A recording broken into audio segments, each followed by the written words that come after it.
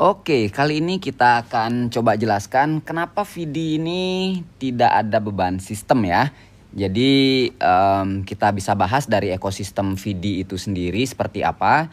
Jadi yang pertama, perusahaan VD ini sudah ada dari tahun 2017 ya. Startup VD ini sudah ada dari tahun 2017 dan sudah bekerja sama dengan beberapa perusahaan-perusahaan besar seperti BMW, Lamborghini, McLaren, dan kawan-kawan ya. Ada banyak sekali perusahaan-perusahaan branded yang sudah bekerja sama.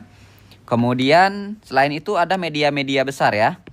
Media-media besar seperti CNN, kemudian CNBC gitu ya, dan kawan-kawan, ada banyak ya. Ada lebih dari 60 media. Oke. Nah, karena VD ini memang sebuah startup yang ingin valuasi perusahaannya meningkat, maka dia dalam hal ini ingin develop perusahaannya ke depan ya. Jadi ingin menambah jumlah penggunanya.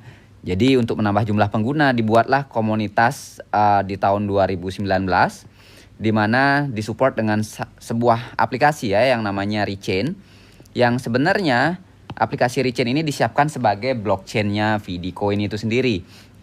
Nah, perusahaan itu membuat VD Coin ini di tahun 2019 ya sebagai alat bayar. Sama seperti startup lain, seperti Gojek bikin GoPay, seperti Shopee bikin ShopeePay, seperti Alibaba bikin Alipay, maka VD juga bikin VD Coin ya, karena berbasis blockchain.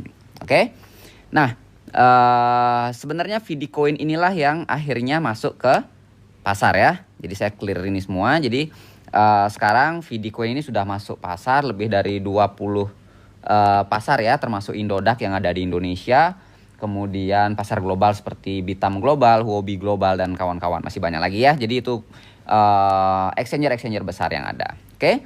Nah, kemudian di 2019 ini komunitas ini terus bertambah ya, terus bertambah karena ada sebuah konsep dagang era digital yang diluncurkan oleh VD. Jadi komunitas ini bisa membeli VD Coin ini dengan harga diskon, misalnya sampai 70-an% ya. Contoh, kita beli $1.000, kita diberikan VD itu $3.000 gitu ya nilainya ya. Nah, jadi kurang lebih seperti itu. Nah, kemudian VD yang kita beli dengan harga diskon tadi ya. Jadi ini kita beli VD, kita bayar USDT karena di sini pakai kripto semua. Kemudian kita diberikan VD Coin gitu ya.